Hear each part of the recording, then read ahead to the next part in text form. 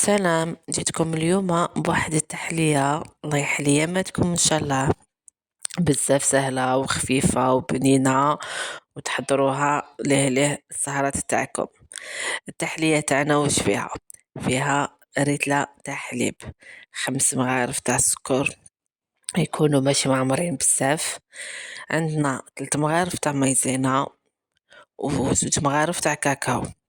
نخلطوا مليح الميلونج تاعنا حتى يذوب لنا داك السكر والمايزينا، نحطوه فوق النار ونضيفوا عليه 2 مغارف كيعقد، 2 مغارف تاع شوكولاتة ختيني، مغرفة تاع زبدة، ومغرفة صغيرة تاع شيكوري ولا نيسكافيه.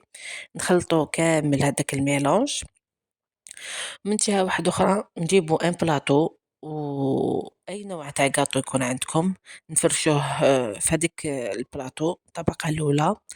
أبخي نديرو طبقة واحدة أخرى تاع الكريم ديسير هذاك اللي كنا حضرناه.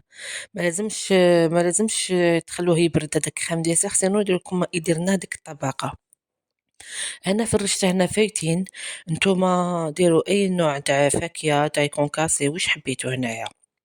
من بعد نزيدو نفرشو طبقة واحدة أخرى تاع الجاتو نكملو طبقة الأخرى تاع الكريم ديسير.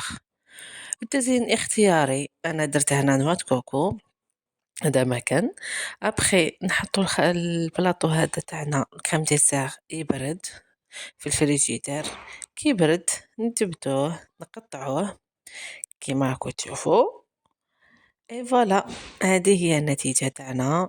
يجي كريم ديسير بنين خفيف ساهل تقدري تحضريه تمتم وذوقوه. انا هنا ذقت بصحتي بصحتكم ان شاء الله تكون عجبتكم لا تاع اليوم. الى الملتقى.